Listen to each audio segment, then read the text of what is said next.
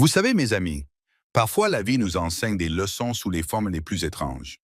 Voici une histoire qui parle de grâce. Une femme qui a appris à ses dépens que lorsque la famille vous tourne le dos, le Seigneur a d'autres plans. C'est une histoire qui parle de dignité, de seconde chance et de la façon dont la gentillesse trouve son chemin, même après les hivers les plus sombres. J'ai connu mon lot de chagrin au cours de ma vie, et je suppose que vous aussi. Mais l'histoire de Grace nous rappelle que la vraie force ne consiste pas à faire du bruit. Elle consiste à rester debout quand les autres essaient de vous abattre. Dans un monde qui oublie parfois la valeur d'un cœur doux, son parcours nous montre que la loyauté peut prendre des formes auxquelles on ne s'attendrait jamais. Et la justice, eh bien, la justice finit toujours par se faire.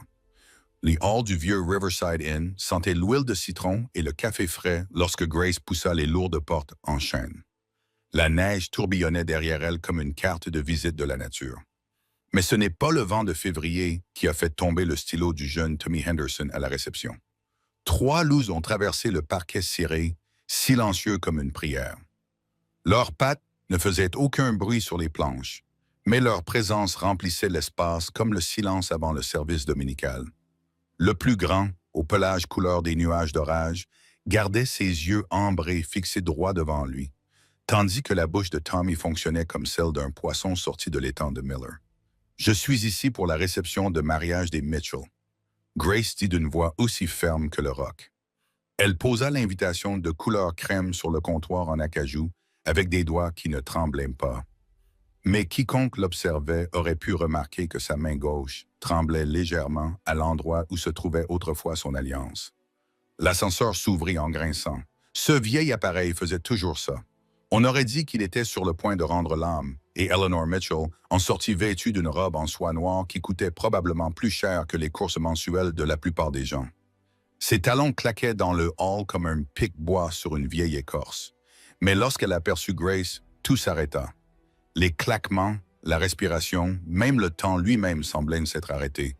Eh bien ça alors, la main d'Eleanor se posa sur les perles autour de son cou, les tripotant comme un chapelet.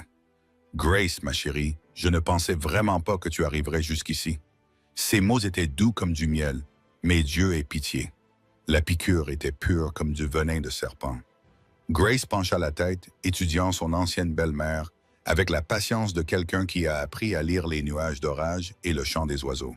« Vous m'avez invité, Madame Mitchell m'a dit que vous vouliez que je voie comment Logan allait. Oui, eh bien, le regard d'Eleanor se posa sur ses loups. Puis il revint sur le visage de Grace, à la recherche d'une faiblesse, peut-être, ou de cette femme brisée qu'elle avait laissée saigner dans un banc de neige 3 hivers auparavant. J'ai juste pensé que ça te ferait du bien de voir comment les choses se passent vraiment. Le plus grand des loups, que Grace appelait Frost, changea de position. Il n'était pas menaçant, il était simplement présent, comme le tonnerre qui annonce la pluie. « Mademoiselle, je vais devoir vous poser des questions à propos de... » La voix de Tommy se brisa comme la glace sur un étang. « Ils sont avec moi, dit Grace. C'est aussi simple que ça. Ils vont où je vais. » Eleanor rit. Mais son rire était aigu et fragile, comme des feuilles d'automne. « Grace, chérie, tu ne peux pas amener des animaux sauvages à une réception de mariage. Nous sommes au Riverside Inn, pas dans une cabane de montagne. Ils ne sont pas sauvages. » La main de Grace se posa sur la tête de Frost, ses doigts disparaissant dans cette fourrure gris argentée. Ils ne le sont plus depuis très longtemps. L'ascenseur grinça à nouveau en s'ouvrant, et Logan Mitchell en sortit, un verre de champagne à la main et un sourire nerveux peint sur le visage comme de la peinture blanche sur une clôture. Derrière lui venait une jeune blonde vêtue de soie blanche, aussi jolie qu'une photo de magazine, et à peu près aussi profonde. Son sourire s'évanouit rapidement lorsqu'il vit Grace. Le verre de champagne glissa de ses doigts, le cristal se brisant sur le parquet dans un bruit semblable à celui de promesses rompues. La blonde sursauta, poussant un petit cri qui résonna dans le silence soudain. « Bonjour, Logan. » La voix de Grace ne trahissait ni colère ni douleur, juste le calme qui règne après la tempête, quand on a fait le bilan des dégâts. « Félicitations. » Il la regardait comme si elle était Lazare en personne, ce qu'elle était peut-être, quelqu'un ressuscité d'entre les morts qu'il croyait avoir enterré. « Grace, nous ne savions pas si tu viendrais pour voir ton nouveau départ. » Elle pencha la tête, quelque chose qui ressemblait à un sourire se dessinant sur ses lèvres. Je ne manquerais ça pour rien au monde. Ces loups s'étaient disposés autour d'elle, non pas en formation, mais en famille. Frost à sa droite, la petite femelle à sa gauche, le jeune mâle juste derrière. Ce n'étaient pas ses animaux de compagnie. Non, monsieur, c'étaient ses proches. Eleanor s'avança, ses diamants captant la lumière du lustre comme de minuscules armes. Eh bien, puisque vous êtes là, je pense que vous devriez monter. Voir comment vivent les gens honnêtes. La cruauté était aussi naturelle qu'un dîner dominical, délivré avec l'aisance d'une personne qui avait aiguisé sa langue sur les rêves des autres pendant des décennies. Mais Grace se contenta d'acquiescer, comme si elle acceptait une invitation à prendre un thé. « Je serais honorée, dit-elle, et il y avait quelque chose dans sa voix, quelque chose de calme et de sûr qui fit reculer Logan sans qu'il sache pourquoi. Ils se pressèrent tous dans le vieil ascenseur. La famille brisée, la remplaçante et la femme qui avait appris que parfois, il fallait tout perdre pour découvrir sa véritable valeur. Alors que les portes se refermaient, Grace aperçut son reflet dans le laiton poli. 3 ans plus tôt, elle était une jeune fille effrayée qui pensait que l'amour signifiait accepter des miettes. À présent, elle se tenait droite, le regard clair, avec la sagesse de l'hiver dans les cheveux et la force dans les épaules. Les loups le voyaient aussi. La queue de Frost remua une fois, en signe d'approbation peut-être, ou d'anticipation. L'ascenseur montait vers ceux qui l'attendaient à l'étage, mais Grace se sentait s'élever d'une manière qui n'avait rien à voir avec les étages et les poulies. Elle s'élevait vers la vérité, vers la justice, vers le moment où les chasseurs allaient enfin rencontrer ce qu'ils chassaient. Et quelque part dans les vieux murs de l'immeuble, le vent se leva, faisant vibrer les fenêtres comme si la nature elle-même en prenait note. Parfois, les plus belles histoires naissent des hivers les plus rigoureux. Partagez avec nous l'endroit où vous lisez ce soir et racontez-nous peut-être un moment où la gentillesse vous a été rendue. Les portes de la salle de réception s'ouvrirent comme les portes du jugement dernier. 200 personnes se retournèrent sur leur siège. Les conversations s'interrompirent au milieu d'une phrase. Les tasses à café cliquetèrent contre les soucoupes. La fourchette de quelqu'un racla la porcelaine avec un bruit semblable à celui des ongles sur une ardoise. Grace entra dans ce silence soudain, ses bottes silencieuses sur le tapis persane. Derrière elle, 3 paires de griffes cliquetèrent sur le parquet à la limite du tapis. Le son résonna jusqu'au haut plafond comme un lointain roulement de tonnerre. La nouvelle épouse de Logan, Madison. Quelqu'un murmura en lui serrant le bras si fort que ses jointures devinrent blanches comme de la neige fraîche. Son souffle venait par petites bouffées rapides qui embuaient de la coupe de champagne pressée contre ses lèvres. Tout le monde. La voix d'Eleanor rompit le silence, tranchante et claire comme du verre brisé. « Regardez qui a décidé de se joindre à notre fête. » L'ancienne femme de Logan, la façon dont elle prononça « ancienne » donnait l'impression d'un lait tourné laissé trop longtemps au soleil. Grace balaya la foule du regard, faisant l'inventaire. La famille Weatherby du Country Club, le juge Harrison et sa femme, le fils du maire et son épouse, tous penchés en avant sur leurs chaises comme des buses perchées sur un poteau. Affamés, prêts à se jeter sur le moindre sang versé. Grace nous a évité un voyage jusqu'au zoo, continua Eleanor, son rire tintant comme des carillons éoliens dans une tempête. Elle nous a apporté son propre spectacle animalier. Quelques invités gloussèrent comme des écoliers. Quelqu'un à l'arrière murmura quelque chose qui fit haleter sa femme et lui donner un coup sur l'épaule avec son sac à main. La main de Grace trouva le portefeuille en cuir glissé sous son bras. Les papiers à l'intérieur froissèrent doucement comme des feuilles d'automne, un bruit qu'Eleanor ne pouvait entendre, mais qu'elle ressentait d'une manière ou d'une autre, car ce sourire vacilla pendant un instant. « Madame Mitchell, » dit Grace, sa voix portant sans effort dans tous les coins de la pièce. « Je vous suis très reconnaissante de m'avoir invité. J'ai apporté quelque chose à partager avec tout le monde. » Logan s'avança, le visage couleur de neige ancienne. « Grace, s'il te plaît, tais-toi. Ne fais pas ça, peu importe ce que tu penses devoir prouver. Je ne suis pas ici pour prouver quoi que ce soit. » Grace ouvre ce portefeuille. Ses doigts étaient fermes, malgré le tremblement qu'elle ressentait au plus profond d'elle-même. « Je suis ici pour partager une bonne nouvelle. » Frost pencha la tête, ses yeux ambrés suivant quelque chose que les gens ne pouvaient pas voir. Ses narines se dilatèrent, les 2 autres loups s'approchèrent de Grace, formant un triangle lâche autour d'elle, comme des gardes du corps lors de la construction d'une grange. Le rire d'Eleanor devint plus aigu qu'un couteau de boucher. Une bonne nouvelle de la part de quelqu'un qui vit comme un ermite dans les montagnes depuis 3 ans. Qu'aurais-tu bien pu avoir à partager avec des gens civilisés? La température dans la pièce sembla baisser de 10 degrés, comme si quelqu'un avait ouvert toutes les fenêtres pour laisser entrer le mois de février. Grace sortit un document épais dont les sceaux officiels reflétaient la lumière du lustre comme des promesses faites et tenues. J'ai pensé que tu voudrais savoir pour la propriété de Pinewood.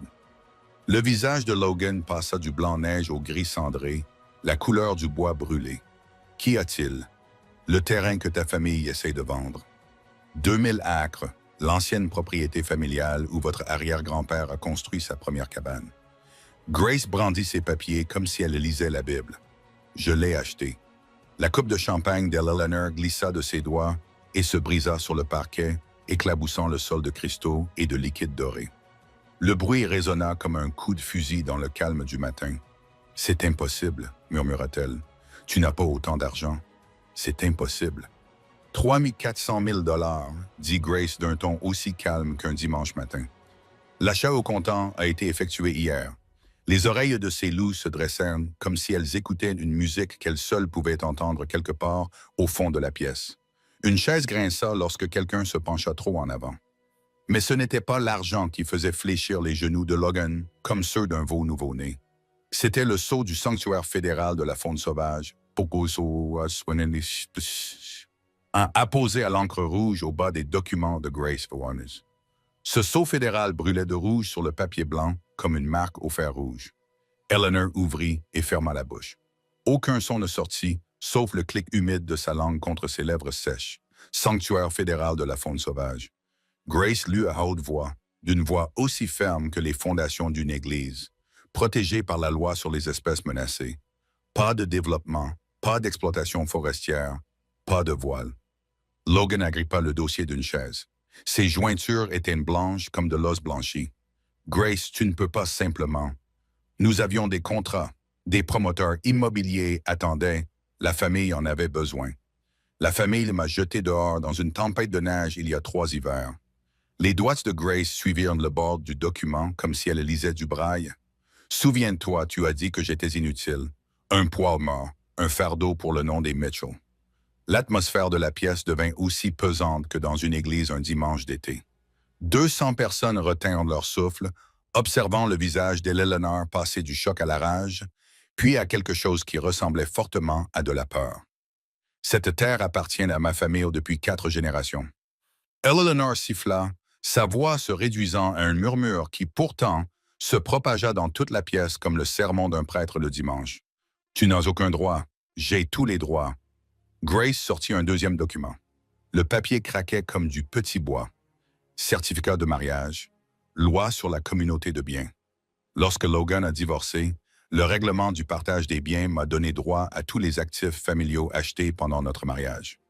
Madison tira sur la manche de Logan. Sa voix était faible et effrayée, comme celle d'un chaton perdu. De quoi parle-t-elle? La mâchoire de Logan bougeait comme s'il mâchait des éclats de verre. La terre. Nous l'avons refinancée pendant notre mariage pour payer les rénovations de la maison. Grace acquiesça lentement. Les registres bancaires montrent que l'acte original a été signé comme garantie lorsque vous avez manqué à vos obligations de remboursement l'année dernière. Il a été mis aux enchères. Eleanor s'avança, les diamants à son cou captant la lumière comme de minuscules flammes dans une pièce sombre. La tête du petit Frost, toujours prêt à comploter, se tourna vers Eleanor avec la précision d'une horloge de clocher. Ses yeux ambrés se fixèrent sur les siens, immobiles comme ceux d'une chouette effraie. Un son grave grondait dans sa poitrine. Ce n'était ni un grognement, ni un ronronnement, juste sa présence rendue audible. Eleanor trébucha en arrière, sa main se précipitant vers ses perles comme s'il s'agissait d'un chapelet. L'avis de vente aux enchères a été publié dans le Herald, continua Grace, sa voix restant toujours sur le même ton, comme une pluie régulière sur un toit en tôle. 30 jours, aucun membre de la famille n'a fait d'offre. Nous ne savions pas, murmura Logan, comme un homme confessant ses péchés. Les avocats ne nous l'ont jamais dit. Vos avocats ont envoyé des lettres recommandées à cette adresse. Grace brandit une pile de cartes vertes. chacune portant la signature de Logan comme une preuve lors d'un procès. Les accusés de réception dataient de 6 mois. Le silence s'étira comme du caramel trop étiré. Au fond de la salle, quelqu'un toussa comme une souris d'église. Les bijoux d'une femme tintèrent lorsqu'elle changea de position sur son siège. Le visage d'Eleanor avait pris la couleur de la crème avariée. Même si tout cela est la pure vérité. Tu ne pouvais pas te permettre 3 millions de dollars en vivant dans une cabane dans les bois comme une bête sauvage.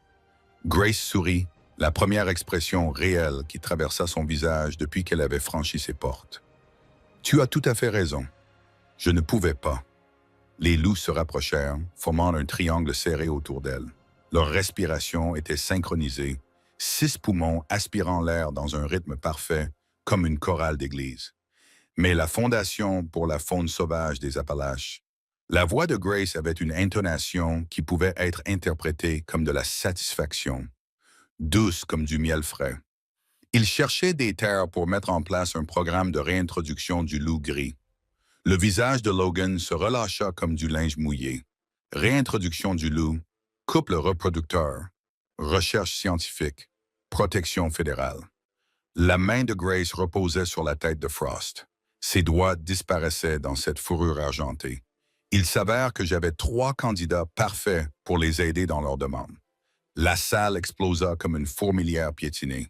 Les chaises raclèrent le parquet. Les voix s'élevèrent dans un concert de choc et d'indignation. Quelqu'un hurla à propos de la valeur des propriétés. Une autre voix demanda si ces loups étaient dangereux. Pendant tout ce temps, Grace resta immobile comme une statue. Une main sur les documents, l'autre sur l'énorme tête de Frost. Les loups ne réagirent pas au bruit. Ils étaient concentrés sur toute autre chose. Eleanor était devenue parfaitement immobile, les yeux fixés sur la main gauche de Grace, celle qui portait une simple bague en or à l'annulaire. Une bague qui n'était pas là il y a 3 hivers. Le doigt d'Eleanor tremblait comme l'aiguille d'une boussole tandis qu'elle pointait la main gauche de Grace. Cette bague, où l'avez-vous trouvée? L'anneau d'or reflétait la lumière du lustre, simple et sans fioriture, comme doit l'être une promesse de mariage. Le pouce de Grace effleura sa surface, le métal chaud au contact de sa peau comme du pain frais sorti du four. C'était un cadeau de qui? La voix d'Eleanor se brisa comme la glace qui se fend sur l'étang de Miller. La pièce redevint silencieuse, aussi calme qu'une église avant le service du matin. Même les loups semblaient en sentir le changement. Leurs oreilles se dressèrent, leurs yeux ambrés suivant les 2 femmes comme des spectateurs à un combat de boxe lors d'une foire régionale. Grace fit tourner lentement la bague autour de son doigt, l'or captant la lumière à chaque tour. Quelqu'un qui a vu de la valeur dans ce que vous avez jeté. Logan s'avança, le visage pâle comme le ciel d'hiver avant une tempête. Grace, ne fais pas ça. Pas ici. Pas devant tout le monde. Faire quoi? La voix de Grace était empreinte d'une curiosité sincère, innocente comme la question d'un enfant. Dire la vérité. Madison tira plus fort sur la manche de Logan. Son murmure était suffisamment fort pour que la moitié de la pièce l'entende dans le silence soudain. Logan, de quoi parle-t-elle? Quelle bague? La main d'Eleanor se posa sur sa gorge, ses doigts cherchant quelque chose qui n'était pas là.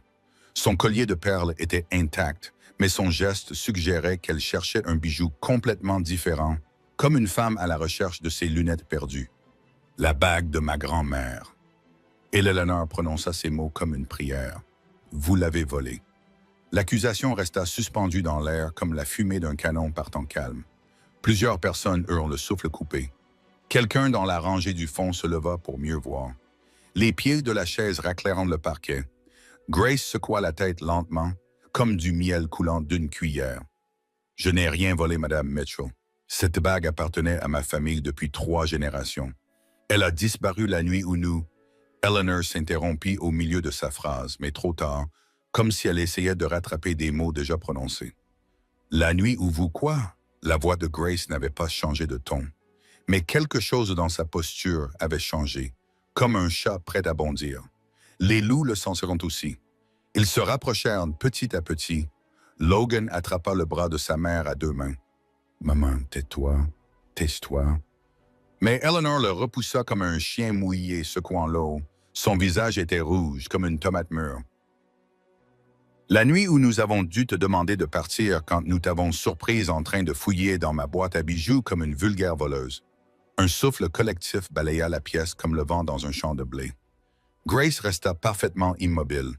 Le seul mouvement était la lente rotation de cette bague autour de son doigt. « Je n'ai jamais fouillé dans ta boîte à bijoux, » dit Grace d'une voix calme, comme une prière du soir. « Alors comment expliques-tu cette bague à ton doigt, avec un culot incroyable? » Grace baissa les yeux vers cette simple bague en or, puis elle releva les yeux vers Eleanor, le regard clair comme de l'eau de source. « Votre fils me l'a donné 2 jours avant notre mariage.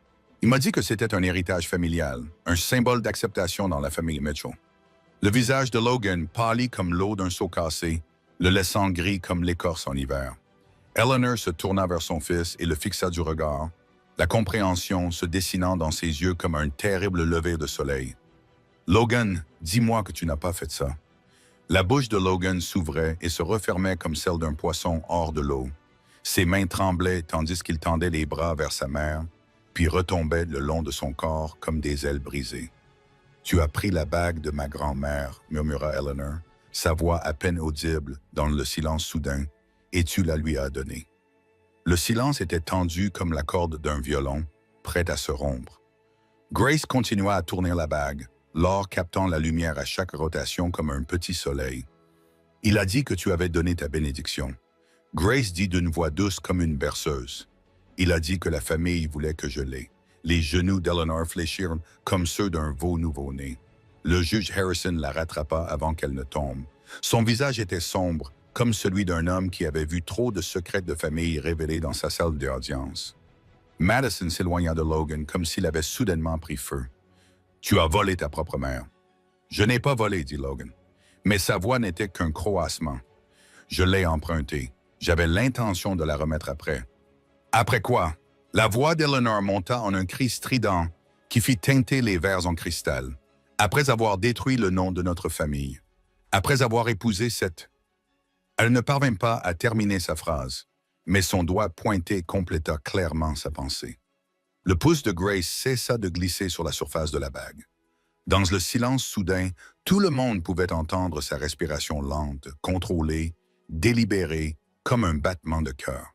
« Après qu'il ait quoi, Madame Mitchell? » La voix de Grace avait pris un nouveau ton, aussi tranchant que le vent hivernal soufflant à travers les arbres dénudés.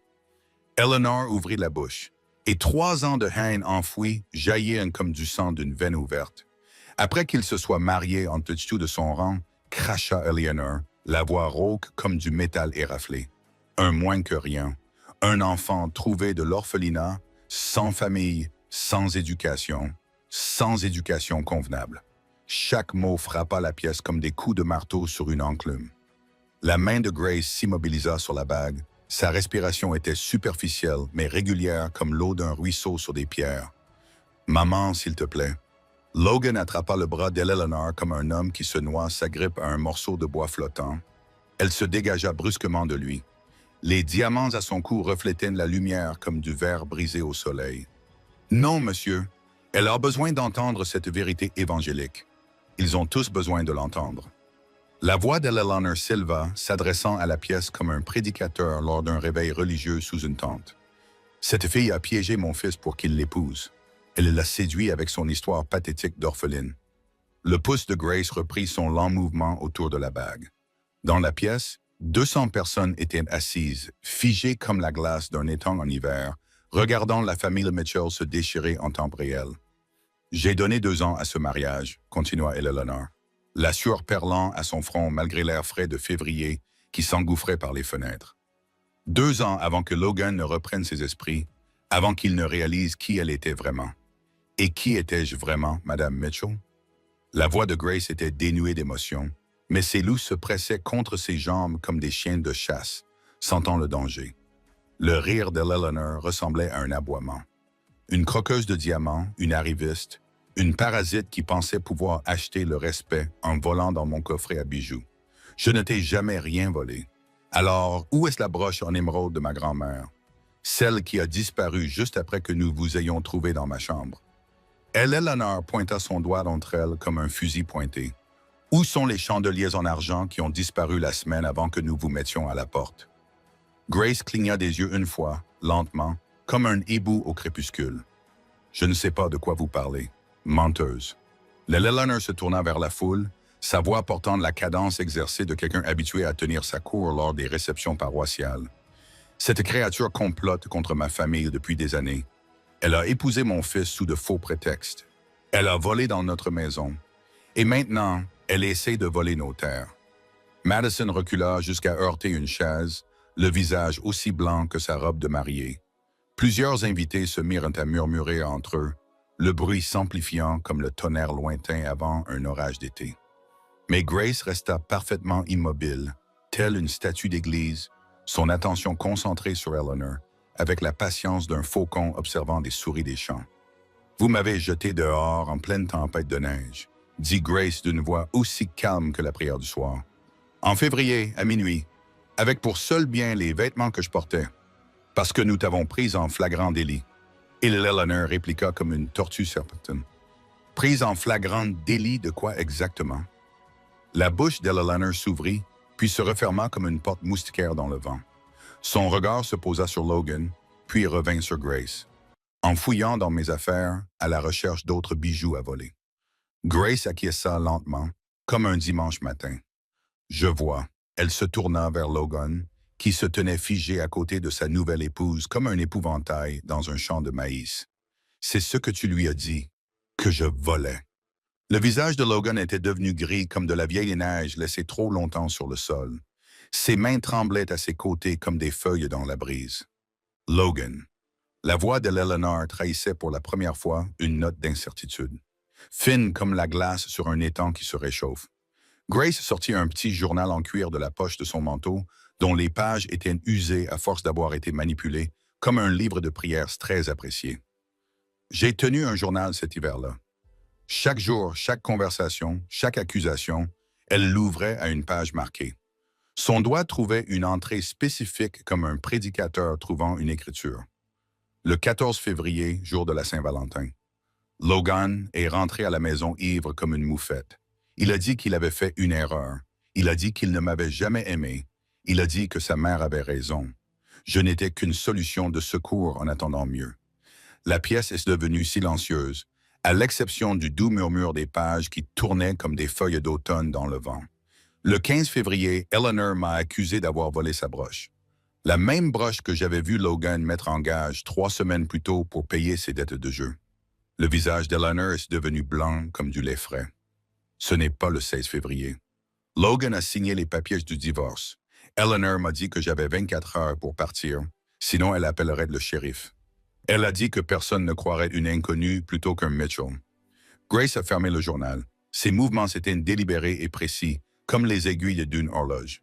Elle avait raison sur un point, a dit Grace en regardant Eleanor droit dans les yeux, avec un regard aussi ferme que le roc. Personne ne m'aurait cru à l'époque. Les genoux de Logan se sont dérobés comme des poteaux de clôture pourris. Il s'est effondré sur la chaise la plus proche, le visage enfoui dans ses mains comme un homme priant pour obtenir le pardon. Mais Grace n'avait pas fini.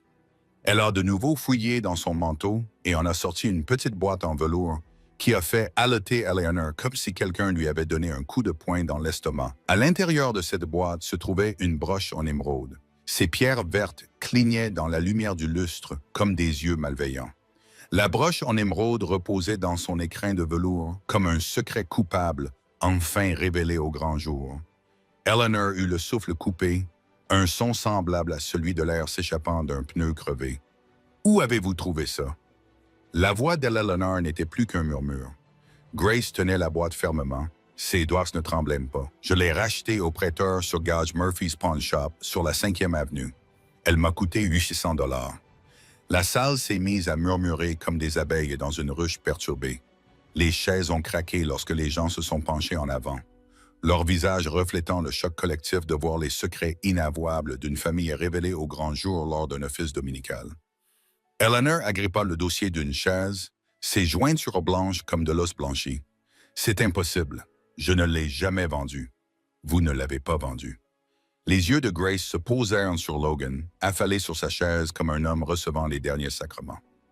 « Mais votre fils l'a fait, avec les chandeliers en argent, la collection de tasses à thé en porcelaine de votre mère et la montre de poche en or qui appartenait à votre défunt mari. Les épaules de Logan se mirent à trembler comme des feuilles d'automne dans le vent.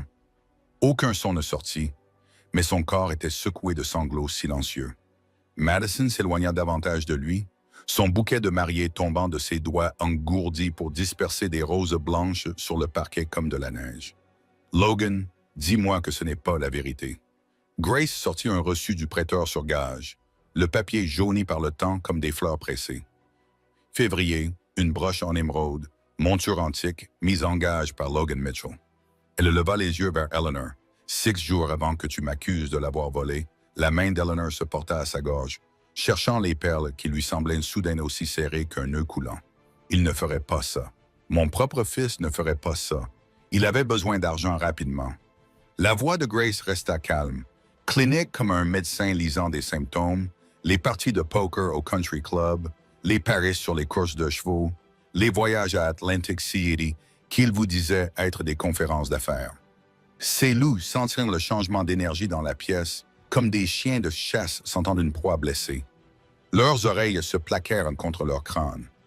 Leurs yeux ambrés suivaient la tension croissante comme un front orageux traversant des champs de blé. Eleanor se tourna vers Logan, le visage passant de l'incrédulité à la compréhension, puis à une rage si pure qu'elle semblait réchauffer l'air autour d'elle comme un poêle à bois. « Tu m'as laissé la blâmer. Tu m'as laissé la jeter dehors dans la neige. Tu m'as laissé croire qu'elle était une voleuse. » Logan leva la tête, les larmes coulant sur ses joues comme la pluie sur une fenêtre. « Maman, je n'ai jamais voulu. Tu as détruit la réputation d'une femme innocente pour couvrir tes propres péchés. » La voix d'Eleanor s'éleva en un cri strident qui fit sursauter plusieurs invités comme s'ils avaient reçu une gifle. « Tu as fait de moi la complice de tes mensonges. » Grace ferma la boîte en velours avec un léger clic. « J'ai gardé tous les reçus, la broche, les chandeliers, la porcelaine. J'ai racheté tout ce qu'il t'avait volé. » Elle sortit d'une enveloppe en papier craft remplie de documents. Des tickets, des garnidages, des reçus d'achat, des relevés bancaires montrant les retraits. Son regard croisa celui d'Eleanor. Tout ce qu'il faut pour savoir quel genre d'homme est vraiment votre fils. Eleanor s'effondra sur la chaise la plus proche, son corps se repliant sur lui-même comme un château de cartes dans la brise.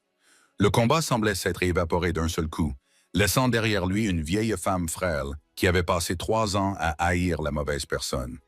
La voix de Madison rompit le silence, aiguë de trahison et d'horreur grandissante, comme une femme découvrant des serpents dans son jardin.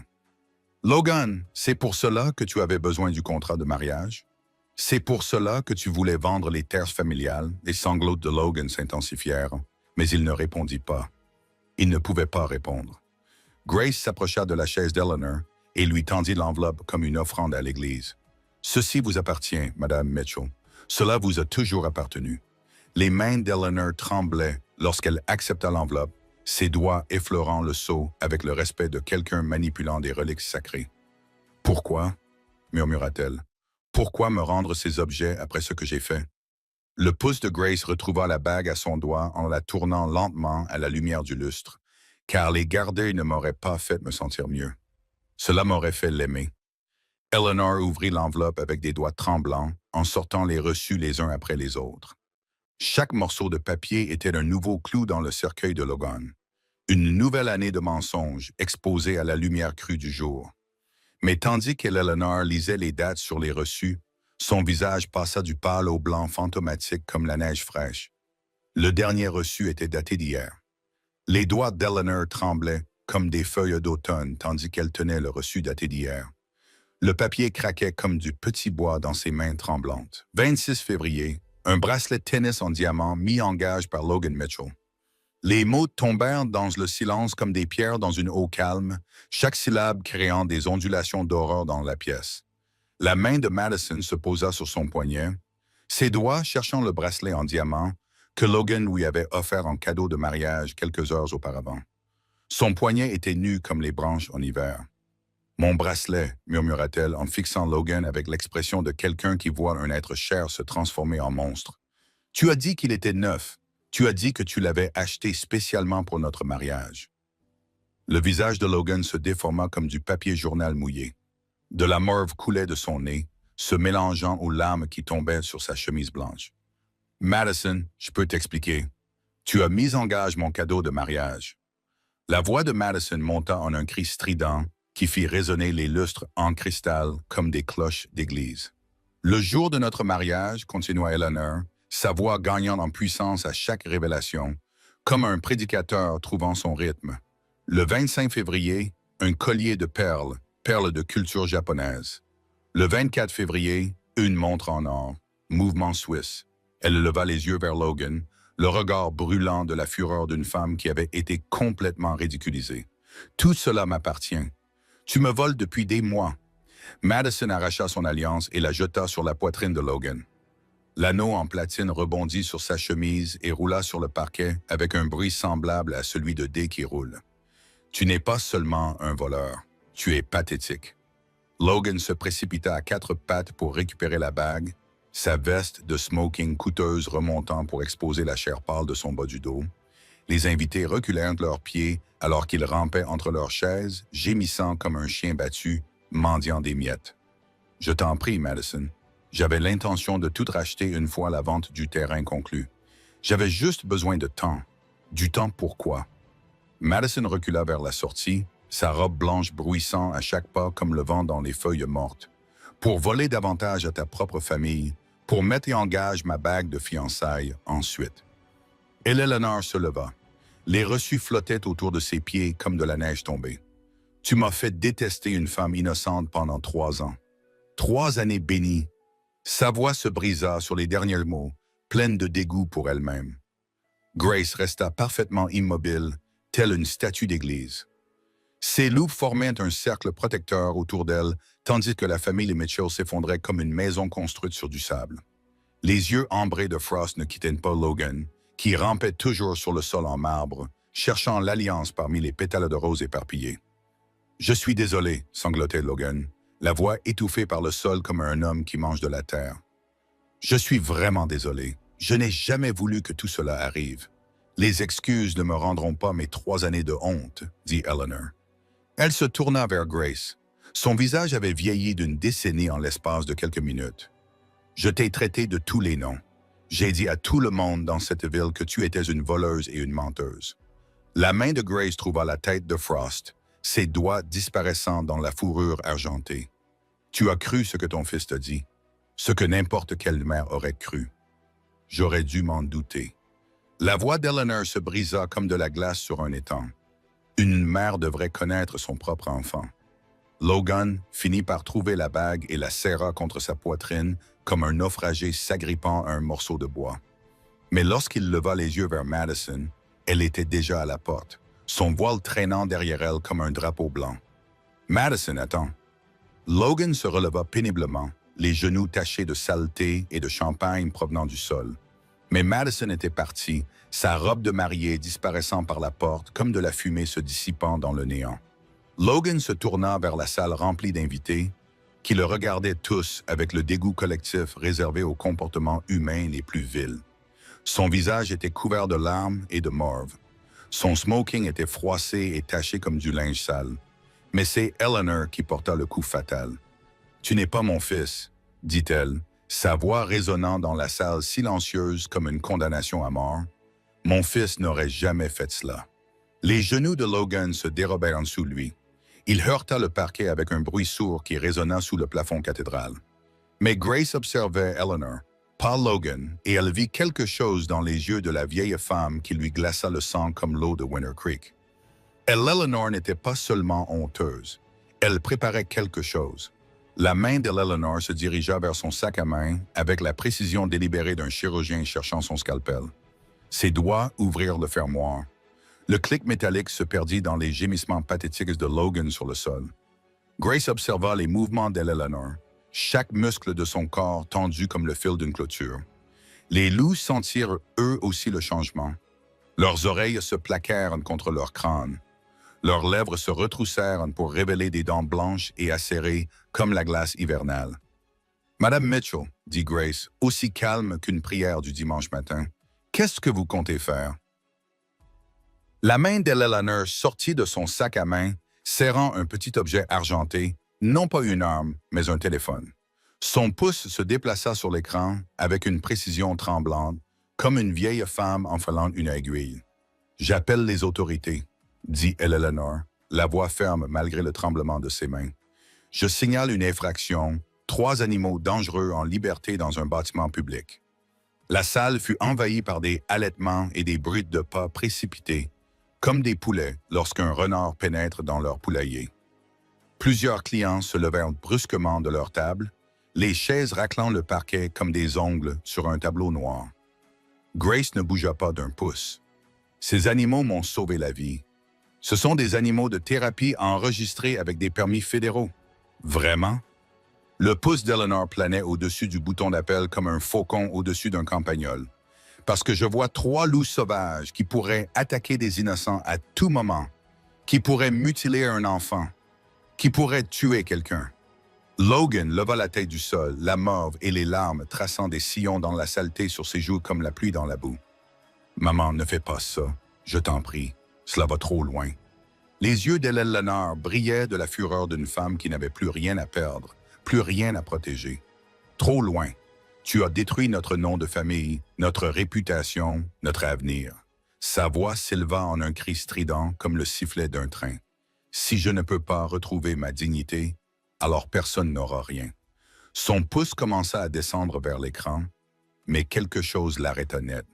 Un bruit provenant du sol, la voix de Logan, brisée et rauque comme du métal éraflé. « J'ai aussi volé la bague de papa. » Ces mots frappèrent Eleanor comme un coup de marteau. Sa main, qui tenait le téléphone, se figea à quelques centimètres de l'écran. « Quoi? » murmura-t-elle. Logan se mit à genoux, le visage couvert de honte et de morve. « L'alliance de papa, celle qu'il a portée pendant 40 ans, celle avec laquelle tu l'as enterrée. » Sa voix se brisa comme de la glace sur un étang. « Je l'ai déterrée. Je l'ai vendue pour 500 $. » Le téléphone d'Eleanor tomba bruyamment sur le sol. L'écran se brisa contre le parquet, comme si son cœur se brisait à nouveau. Son visage devint blanc comme du lait frais, puis gris comme de vieilles cendres. « Tu as profané la tombe de ton père. » Logan acquiesça, incapable de parler.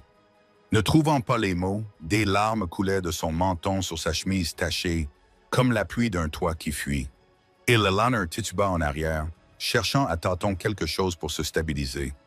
Le juge Harrison la rattrapa par le coude avant qu'elle ne tombe à plat. « 40 ans. » Elle murmura comme une femme qui prie. « 40 ans que je me rendais sur cette tombe tous les dimanches. » Je lui parlais. Je lui racontais ma journée. Sa voix se brisa comme un barrage qui cède. Et sa bague n'était même pas là. Son coma s'éteignit d'un seul coup, comme l'air d'un pneu crevé. Ses épaules s'affaissèrent. Ses mains tombèrent le long de son corps. Elle regarda Logan, le regarda vraiment, et ne vit pas son fils, mais un étranger qui portait son visage. « Je ne sais pas qui tu es, » dit-elle, aussi calme que la mort. Logan rampait vers elle à genoux, laissant des traces humides sur le parquet comme un animal blessé. « Maman, s'il te plaît, je peux arranger les choses, je peux m'éloigner de moi. » La voix d'Eleanor ne portait plus aucune colère, seulement une fatigue profonde comme l'hiver. « Éloigne-toi de moi et ne reviens pas. » Grace sortit les documents fédéraux de sanctuaire de son manteau et les tendit à Eleanor comme une offrande. « La terre est désormais protégée. Elle ne pourra jamais être vendue ou développée. L'héritage de ta famille est sauvegardé. » Eleanor fixa les documents comme s'ils étaient écrits dans une langue étrangère. « Pourquoi me donnes-tu cela après tout ce que je t'ai fait? »« Parce qu'il ne s'agit pas de vengeance, » répondit Grace. « Il s'agit de faire ce qui est juste. » Eleanor prit les papiers de main tremblante, mais ses yeux restèrent fixés sur le visage de Grace, à la recherche de quelque chose qu'elle ne pouvait nommer. « Les loups, » murmura-t-elle. « Comment les contrôlez-vous? » La main de Grace reposait sur l'énorme tête de Frost. « Je ne les contrôle pas. Ils choisissent de rester. » Eleanor baissa les yeux vers Logan, toujours agenouillé dans sa propre souillure et sa honte. Puis elle regarda à nouveau Grace, entourée de 3 créatures qui mouraient pour la protéger. « Choisis, » répéta Eleanor. Le mot portait le poids d'une révélation, comme une écriture sacrée. Mais alors qu'elle parlait, un nouveau son résonna dans le hall de réception. Des sirènes qui se rapprochaient à chaque seconde, comme le jour du jugement dernier. Quelqu'un avait déjà appelé la police. Les sirènes se rapprochaient, leur tonalité montant et descendant comme des loups mécaniques appelant leur meute. La main de Grace se crispa sur la fourrure de Frost, sentant la tension envahir ses muscles comme un câble d'acier sous pression.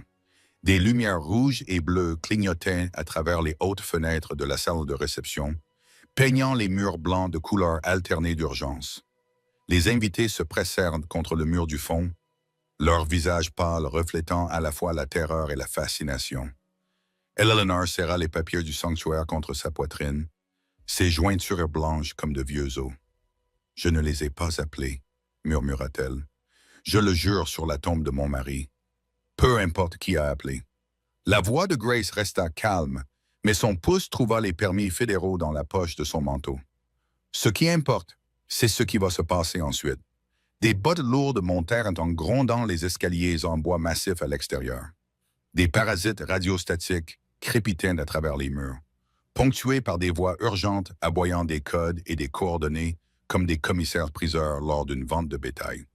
Logan se releva péniblement. Son smoking pendait comme des chiffons mouillés sur son corps. Le mascara de ses larmes avait taché son col, noir comme de la poussière froide. « Grace, tu dois les faire sortir d'ici. Si la police voit ces loups, elle fera ce pourquoi elle a été formée. » Grace avait terminé. Ses yeux trouvèrent la sortie de secours au fond de la salle, mais elle était bloquée par des invités terrifiés. Tirer d'abord, poser les questions, ensuite. Les trois loups se pressèrent contre ses jambes, leur respiration synchronisée et contrôlée. Aucune panique dans leurs yeux ambrés, juste de la vigilance. Les prédateurs calmes avant la tempête. Les portes principales s'ouvrirent brusquement. 4 policiers en uniforme firent éruption dans la pièce. Ils avaient sorti leurs armes, mais les pointaient vers le sol. Leurs yeux balayèrent la scène, faisant l'inventaire des invités recroquevillés. Le cristal brisé. Logan, agenouillé dans sa honte, et 3 loups parfaitement immobiles à côté d'une femme qui semblait sortir d'un documentaire sur la nature. Pas d'une réception de mariage, pas d'un mariage, que personne ne bouge. Aboya le chef des policiers, la main se dirigeant vers son arme. La fourrière est en route. Eleanor s'avança, les papiers du sanctuaire craquant entre ses doigts. « Monsieur l'agent, il y a eu un malentendu. Madame, éloignez-vous des animaux, » ordonna le policier. « Ce sont des prédateurs sauvages. Ils pourraient attaquer à tout moment. » La main de Grace ne quitta pas la tête de Frost. Ses doigts étaient fermes, malgré l'adrénaline qui coulait dans ses veines comme l'eau d'un ruisseau en crue printanière. Ce sont des animaux de thérapie enregistrés. Ils sont protégés par des permis fédéraux en vertu de la loi sur les espèces menacées. « Je dois voir ces permis, » dit l'officier, son arme toujours dans son étui, mais la main posée sur la crosse. Grace fouilla lentement dans son manteau, ses mouvements délibérés et visibles. Les papiers bruissèrent lorsqu'elle les sortit, chaque bruit amplifié par le silence soudain. Mais alors qu'elle tendait les permis, le cri d'un enfant déchira l'air depuis quelque part dans la foule. Une petite fille, âgée d'environ 5 ans, s'était échappée de l'étreinte de sa mère et courait vers les loups avec la curiosité intrépide de l'innocence. Sa robe de fête flottait derrière elle comme des ailes de papillon. « Toutou !» cria-t-elle, les bras tendus. L'arme du chef des agents sortit de son étui d'un mouvement fluide, le canon pointé vers l'enfant. Les loups, tous pris dans le même arc mortel. « Pas de mouvement brusque !» cria-t-il, mais son doigt avait déjà trouvé la gâchette. Eleanor regarda tout se dérouler au ralenti. L'enfant qui courait, l'officier qui tirait, Grace parfaitement immobile, tandis que 3 prédateurs au sommet de la chaîne alimentaire l'entouraient comme des boucliers vivants. Et dans cet instant cristallin, Eleanor comprit enfin ce que Grace avait essayé de lui dire. Ce n'étaient pas des animaux de compagnie. Ce n'étaient pas des armes. C'était de sa famille. La sécurité du pistolet se déclencha avec un bruit semblable à celui d'os brisés. Parfois, nous portons en nous des histoires qui nous bouleversent d'une manière que nous n'aurions jamais imaginée. Ce soir, le calme règne. Vous avez accompagné Grace dans ses moments les plus difficiles. La trahison, l'exil, la lente reconstruction d'une vie déchirée par ceux qui auraient dû la protéger. Vous avez ressenti la honte d'Eleanor lorsqu'elle a réalisé à quel point elle avait été trompée par son propre fils. Ces moments vivent en chacun de nous quelque part.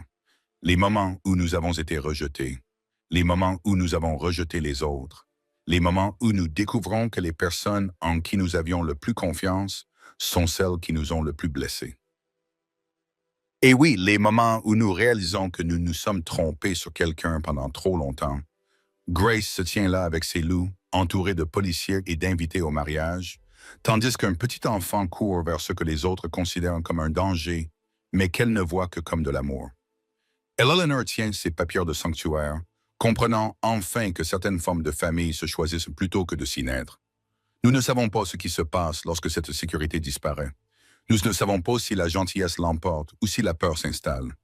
Certaines histoires se terminent dans l'espace entre deux battements de cœur, à l'instant où tout change pour toujours. Ce que nous savons, c'est que Grace a trouvé le chemin de sa maison, non pas auprès des personnes qui l'ont rejetée, mais auprès de celles qui ont choisi de rester. Merci de m'avoir écouté de tout votre cœur ce soir, mes amis.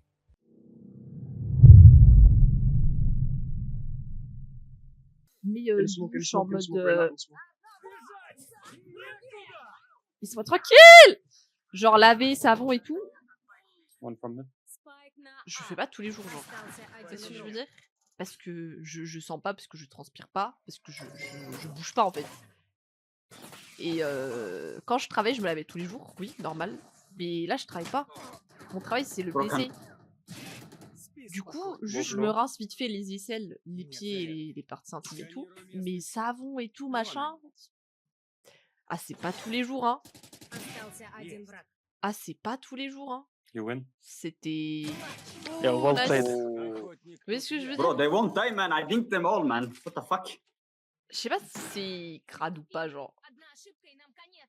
Moi, souvent, tous les jours, je me rince à l'eau. Souvent. Mais presque, en fait, tous les jours, je pense. Genre, je me rince à l'eau vraiment sans savon, hein. Il y a, tous les jours, c'est sûr, et je me rince l'eau juste partie intime, sans savon, sans rien, juste je me rince. Mais vraie douche en mode gel douche, machin. En vrai, pas tous les jours, hein. Genre, une vraie douche, je pense, je prends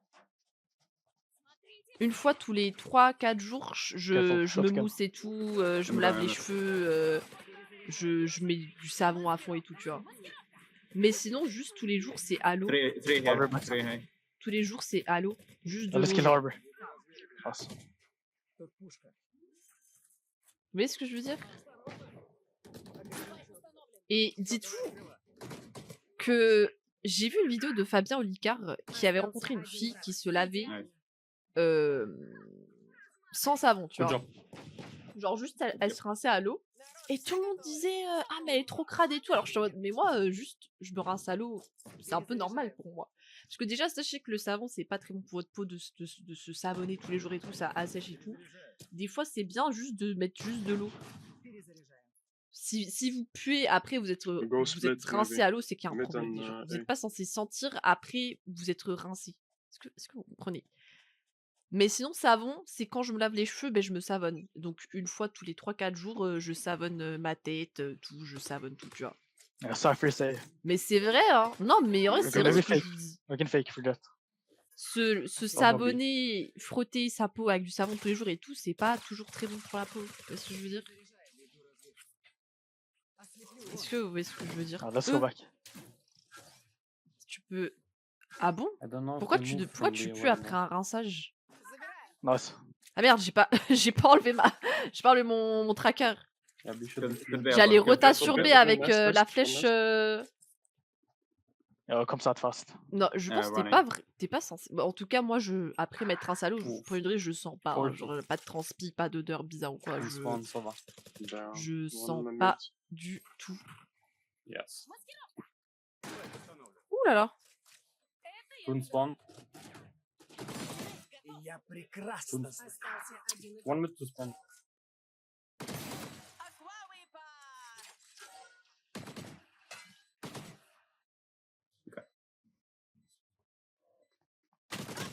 Oh non, Elle je fais de la merde.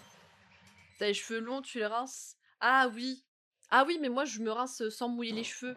En vrai, les cheveux mouillés, ça pue. Enfin, ça pue, ça a une odeur. Mais moi, je me mouille pas les cheveux quand je me rince, tu vois. Vraiment, le but, c'est vraiment partie intime, aisselle et pieds, tu vois. Vraiment, les endroits qui peuvent sentir, tu vois, bah, je rince. Mais les cheveux, je me lave les cheveux une fois tous les 3-4 jours. Même une fois par semaine. Les cheveux, vraiment, je me lave une fois tous les 4 jours et même des fois une fois par semaine les cheveux. Parce qu'en vrai, mes cheveux, ils deviennent rarement gras. Ils se grassent très lentement. Je sais pas ce que ouais, ce que je veux dire. Genre, ils sont pas gras, quoi. Ils sont gras au bout vraiment de longtemps. En fait, mes cheveux sont tellement secs qu'il y a aucun gras qui... Il y a aucun gras, genre, en fait, je suis asséchée. Je suis asséchée premier degré.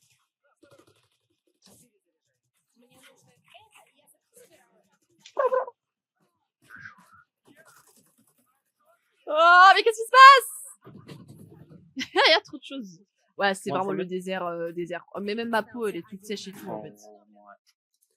Je suis très asséchée, je suis très sec. Nice shred.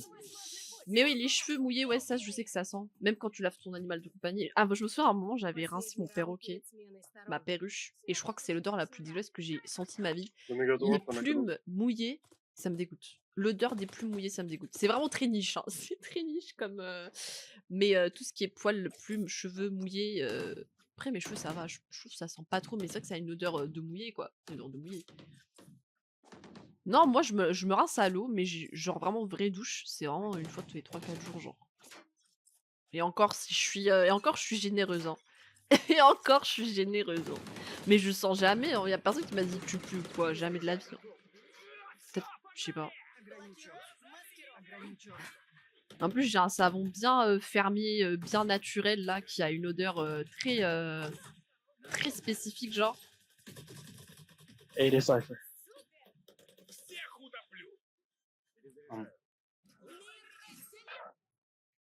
Down. I'm blind. One on you, Astra. One on you, Jet. One on you. Oh.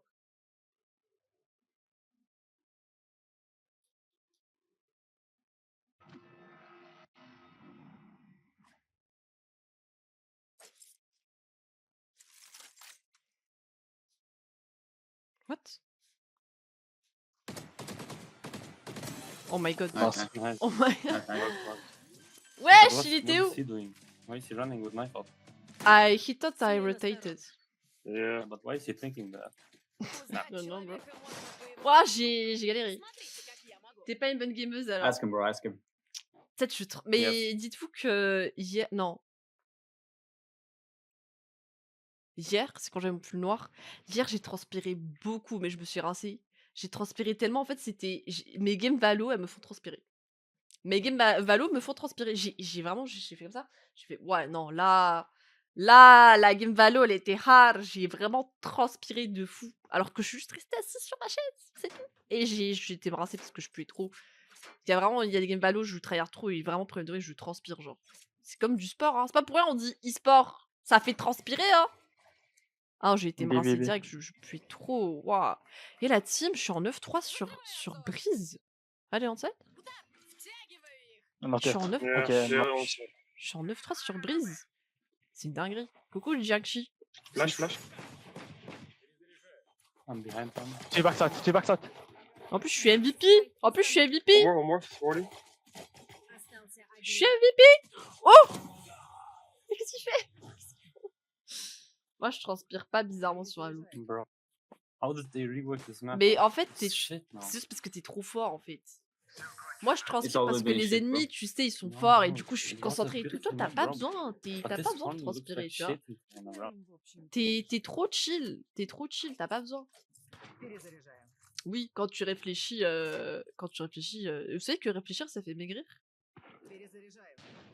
Vous savez que réfléchir, ça fait maigrir, hein, premier degré, hein. Ça te fait brûler des calories, hein. Merci Wati pour ton follow, merci beaucoup, comment tu vas? Achète un compte Iron. Oui, allez. Bannez-moi la galotte, s'il vous plaît. Riot, je ne suis pas, je ne suis pas, je ne le connais pas. Je ne connais pas la galotte. Il est vite, mais je sais pas c'est qui. L'écoutez pas, il dit vraiment des conneries, là. Achetez pas de compte. Et- Achetez pas de compte. C'est pas bien. Oh, two mid. Non, Oh, mais je fuck, pense fuck. que tu transpires que quand tu Moment, sues, tu vois, parce que les ennemis, ils sont trop forts. 140 Mais on si Hava. tu es meilleur qu'eux, tu transpires pas. Holy C'est pour fuck.